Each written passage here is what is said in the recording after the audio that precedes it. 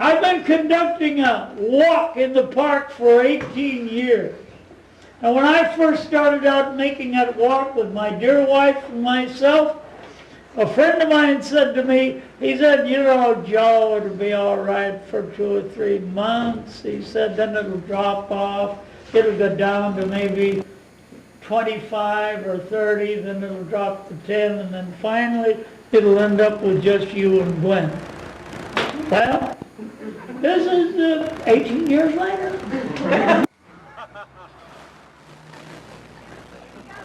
Last Thursday, there was 60 people showed up. That's a slow day. And 30 of them went to the beach. And when they go to the beach, those that walk to the beach with us, I give them all an Eskimo pie. Or else ice cream sandwich. And it ain't the same people. There's only one person that's the same that's going along with me, and that's Gwen. And we started out together.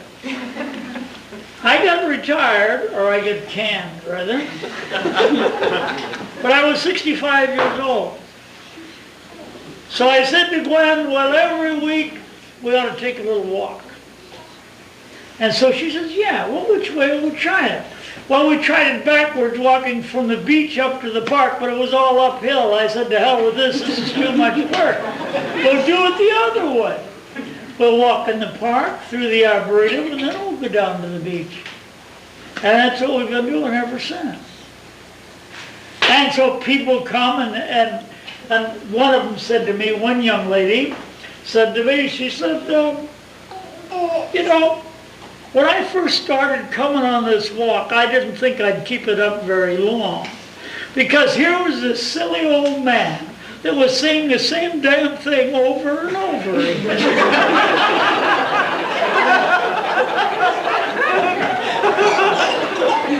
I say, yeah, that's right, but I figured after a while maybe you'd dig a little of what the hell I was saying.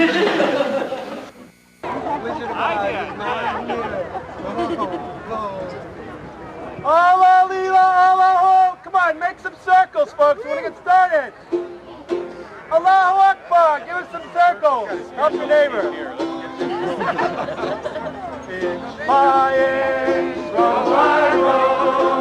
Gotta make this garden grow. All it takes is a rake and hoe and a piece of fertile ground. Sing along.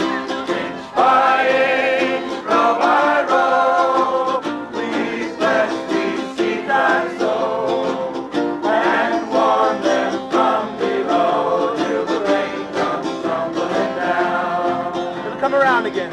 Pulling weeds, picking songs.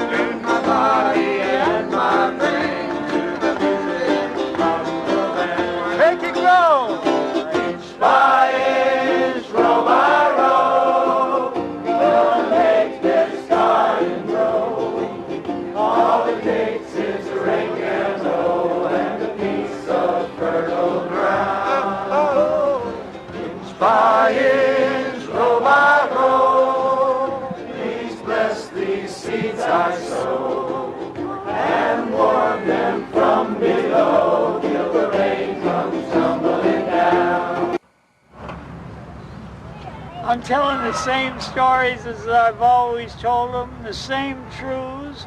In fact, I've said to people, what the hell do you come around for? Because the guy says the same thing. And the only way I can figure that you keep coming around is because you didn't hear what I said.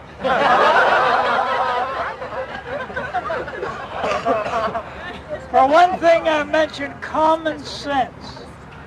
Common sense. You gotta have common sense. If you don't have common sense, there's no limit to the abyss of idiocy you can be plunged into. But you know, common sense is one of the most uncommon things in the world. Now another thing you've got to have is a sense of humor. Otherwise, your little Legos will get bruised. And you'll want to have a fight with everybody because they don't appreciate that you haven't been treated right. Feel sorry for yourself. Why feel sorry for yourself? Why not laugh at yourself and say, straighten up, what the hell's the matter with you? After all, can't you take a joke, even if it's on you? There's something inside of you that's immortal. It's never born and never dies. And that certain something can't be soiled by anything that you might do in life. But you may pile up extra lifetimes paying off what you got involved in. Huh? Meet your responsibilities now, or just the same, I think that those who are handling it from a higher place, oh, they just like they do in the bank. Ha! You miss a few payments and say, well, I skipped that, you did like hell. It's a balloon payment at the end of your other payments, huh? So you got to square it away, you got to meet it. But that there is that something inside of you that was never born, never dies, and is immortal. And if you can just be still, you can get to it. You can't make it happen, but if you just listen to what's happening inside of you once in a while and stay awake and not fall asleep, when the TV gets lousy, just sit there and let it go by your eyes and then just be still and see what you hear from inside of you. Not in words, but in feelings and understanding. That's the only meditation that I have in mind. And that one isn't difficult. And just before you go to sleep at night, when all the thoughts have left your outer mind, be still and understand that clearness that you enjoy at that time. That clearness is where you could be all the time if you would just go to that place within you and live it from there, and that's within your hearts. Well, that's pretty damn serioso, isn't it? But it ain't serious at all. Let's have three dances. Shabda Bashish is the third person, Joe. Shabda. Shabda. Everybody hold hands. We're going to move to the right saying Allah, and then Rahman, Rahim. It means oh compassion, oh mercy. Moving to the right. Allah, Allah,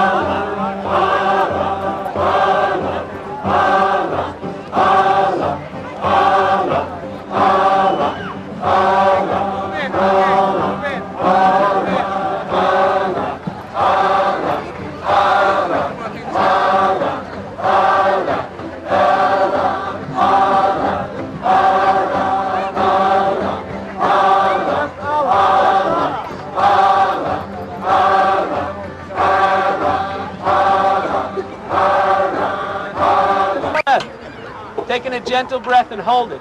Hold your breath. Now exhale. Now taking another gentle breath. Now let some of that energy drop into the heart. Taking a gentle breath. Now exhale. Now just look around. Don't move, but look around. Look at the trees. Some of our minds are still cranking it out. But everything that's coming out of the mind into the trees. Everything coming out of the mind into the trees, into the light, into the sunshine, into the air. Now join hands. Together we're going to say Yahai, it means life, and we'll raise our hands up, and then Yahak. When we say Yahak, Bend our knees, bend our waist, touch the earth, holding hands. Ready?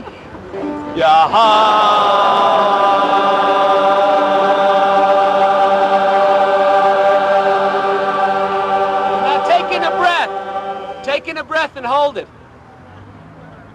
High means life.